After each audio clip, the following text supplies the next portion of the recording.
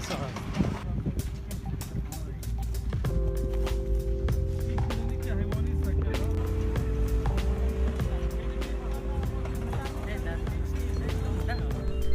دغلته زه په بازار کې وم، زوی مې راغی دلته ویل چې زه کور کې چې زه په بازار کې وم عکسکاري کې وم، چې رالم بازار کې یو ډم شو. ما ویل چې دا څه خبره شوه؟ چې رالم بس نفر ګډ وډ پراته وو. کاله ته رالم چې دوه زخمیان مې پراته وو، حویلي ته رالم چې حویلي غونډه ګډ وډه ده.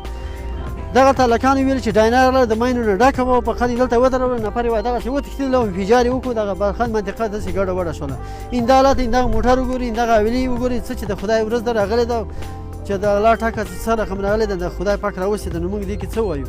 څه چې زموږ کورنۍ کې دوه دانې زخمیان لرم، یو مې مسۍ ده، یو مې لور ده، او همسایګانو کې مې دوه زخمیان دي، بل کې مې درې زخمیان دي، او دوه حویلي زما خپله ګډوډې دي. دا اوس مې 18 لکه مې لګولي دي، دا اوس یو ابادي نشته. زه چېرته کښېنم؟ زه اوس څه چل وکړم؟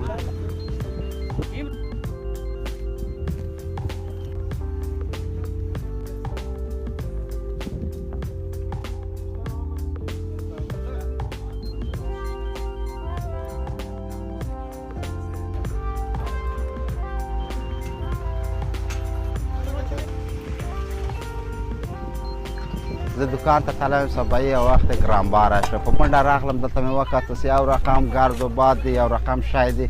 وروره راغلو چې وګورم دلته دا پلار کور مې ده دې خوا.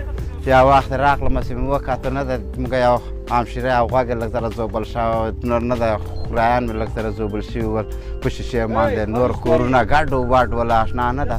همدغسې یو حال و بګیرنامان همدغه قصه و، نور نه ده.